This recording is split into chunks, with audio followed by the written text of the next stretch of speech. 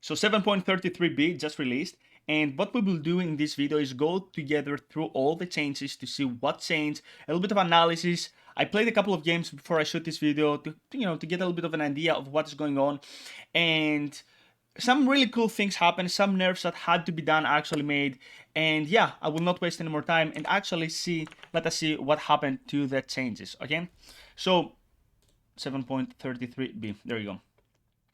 First of all, I think that item-wise, nothing has actually changed. Everything is great. But the most important thing is that they increased the channel time for twin gates by 1 second. So before that, it was 3 seconds. Now it's like 4 seconds.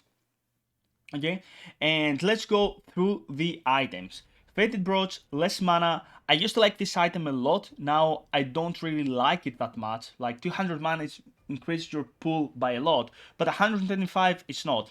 Siege of Serenity is an item that I liked before. I like it even more because, for example, when you play support and you need this extra little bit of HP, it gives like 150, and 150 is actually a lot of HP. So I really like this item. Right, this neutral creep changes actually affects our Chen, and well, Chen is a great hero right now, but we will not really go through that. And let's go to the hero changes, which I think are the most important one. Okay, Alchemist, a hero that we said in the previous, in 7.33 analysis, is a really good hero right now. He got slightly nerfed, a little bit of less movement speed right now, and Acid Spray reduced the radius and reduced the armor. I think he's still a really good hero right now. I really like him a lot. Ancient Apparition, Cold Feet, increased AA, a hero that was, in my opinion, really bad throughout the history of Dota. All of a sudden, his shard is really good. His Vortex finally deals damage, so he's a really strong laner. Batrider, strength increased. Sticky Napalm no longer amplifies the Blood Grenade. That was actually a little bit strong. And Firefly damage increases, and Flaming Lasso mana increase. Batrider is a hero that I'm always afraid of, so I believe that I haven't actually seen Batrider at all, and it actually makes me wonder. It doesn't really make that much sense to not see Batrider, like at least in my bracket. Beastmaster, a hero that with the axe is really strong, a little bit of strength increase, and Call of the Wild Boar, English please, mana cost decreased, okay? Beastmaster, extremely good hero. PL, we will see, he got nerfed later on. Beastmaster is a great counter to PL due to his new axe. Bristleback, damage threshold increased, that's kind of a nerf, and let's see, Warpath, max stacks increased, which makes him really good. I think he used to have 12 stacks, but then he was like so much meta, he was like so strong that they had to reduce him. Damage per stack decreased, okay, and movement speed per stack decreased. I think that Bristle is still a fine hero. Right now that everyone is trying to avoid BKB, items like Eternal Shroud and Bloodstone, and of course Bristle is a natural hero that buys both of the items. I think what they try to do is they try to nerf how quickly he scales, but I think it's a great hero. Brat Mother, a little bit of damage, a little bit of base attack range, a little bit of strength. I think Brat Mother has a problem right now that the map is just too big. As a result, how is he gonna farm or how is he gonna pressure? You know, it's like she doesn't have enough webs right now. That's a really fundamental problem. Hunger, base attack damage bonus increased, spin web radius increased, which kind of solves the problem, but the map is like 40% bigger. It doesn't really solve the problem for Brat Mother. 10, base damage decrease, and Benta's attack speed increased by 20. I think Chen is still a great hero. Super good.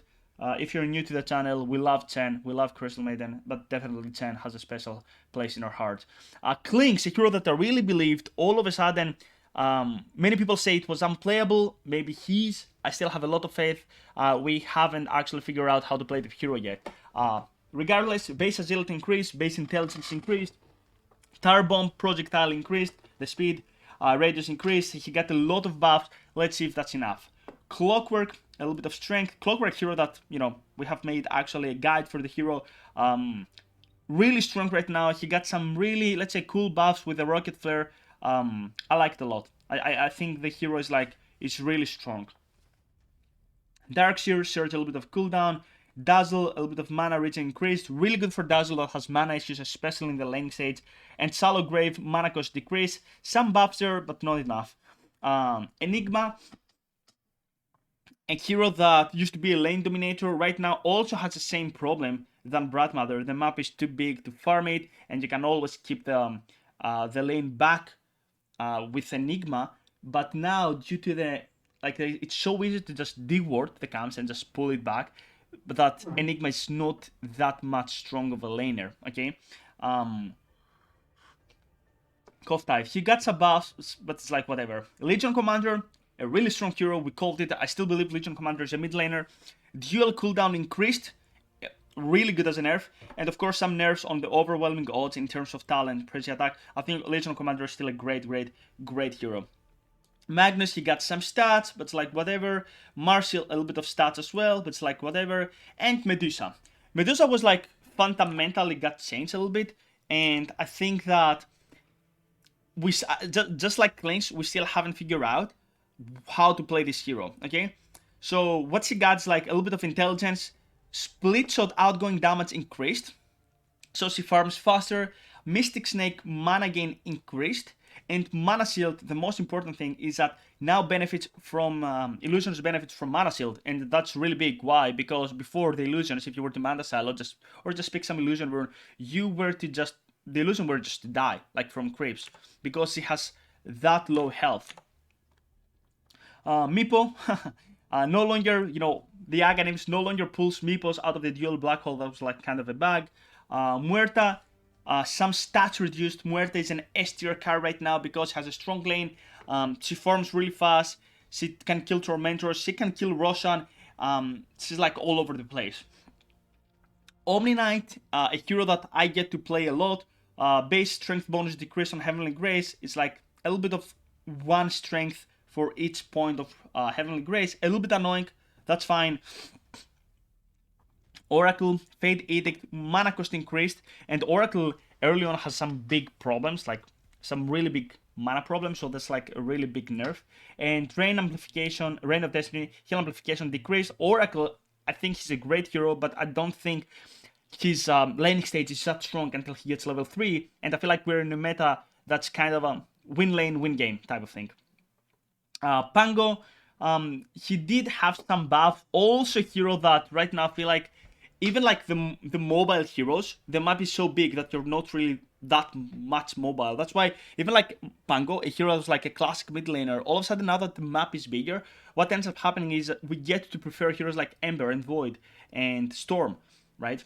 And PL got some really, let's say, big nerfs, allow me to say, but he's still a great carry. What nerfs did he get? A little bit of base movements decreased, but it doesn't really matter because Phantom Rush, so you can just still like chase enemies down. Agility gain decreased from 3.2 to 2.8. That's really big actually. That is a big nerf. Spirit Lance from 100 level 1 to 70, while the outcome, like the last level of Spirit Lance is still the same. His laning stage is what hurts PL. And PL is really like heavenly lane dependent hero because he still needs like level 6, level 7, right? And Spirit Lance is a way to secure range creep, so that's kind of a hurtful thing. Double Ganger cooldown increased as well early on. They try to hurt PL to not come online as fast. I still believe though PL is a great hero. I still believe he's an S tier hero, just like I had the same thing about Ricky, but he got nerfed as well. Smoke Screen from Aghanim Shard reduced from 7 to 6. That's a big nerf actually. Again, Aghanim Shard was extremely strong. It still is. Blink Strike, slow duration from 0.4 or 0.8 to 0.4. So I think that's also a really big nerf because what Ricky usually does, right? He gets level 7, gets Diffusal by 12 minutes in with Treads, and he just runs out to kill. Cloak and Dagger, backstab agility damage multiplier decreased. Also hurts your damage, and Tormentors are now immune to backstab, this like whatever. And Talents on 10, Talent Smoke, Screen Radius decreased. We used to pick up this talent, a little bit annoying. On level 15, trade of agility increases. On tricks of the trade, agility decreases, which means that it deals less damage, and this is the talent usually that we get to pick on level 15. And level 20, backstab multiplier also decreased, so annoying. Ricky, still really good hero if played correctly. Whatever. A little bit of bonus speed on charge from Spirit Breaker makes him a really good hero. And Void Spirit, another nerf, Resonant Pulse, less damage, and base movement speed less. So I think that what they try to do in reality, in my opinion, is to make the really broken heroes, which so far, in my opinion, were PL, and in my opinion, also really strong are Ursa and Troll, mainly because they can just abuse, and Muerta of course, right? All these heroes, with exception of PL, they try to abuse Roshan, which is like next to a lane, so you can just definitely pick it up. I feel like right now, the changes doesn't really affect the meta, they just make the strong heroes less strong. As a result, we're still in a 5-man meta, if you were to ask me, and I think this is going to be the case. 5-man, take Roshan, take Tormentor, take Roshan, go in game. Fast pace, fast Dota 2, 5-man mechs. And yeah, that's I think the meta right now. And if you have questions, down type. Can I speak English? If you have questions, you can type down in the comments. I can answer any questions. And I think honestly, not much has changed. I still believe the S tier supports for me, heroes like Undying and Tommy Knight and Abaddon, they are still there. And in terms of carry, it's the Ursa, the PL, the Muerta, and Troll. Question mark on the Troll, but I find him really good just because he can just use Roshan, and of course Ricky. GG Raza, and I'll see you in the next video.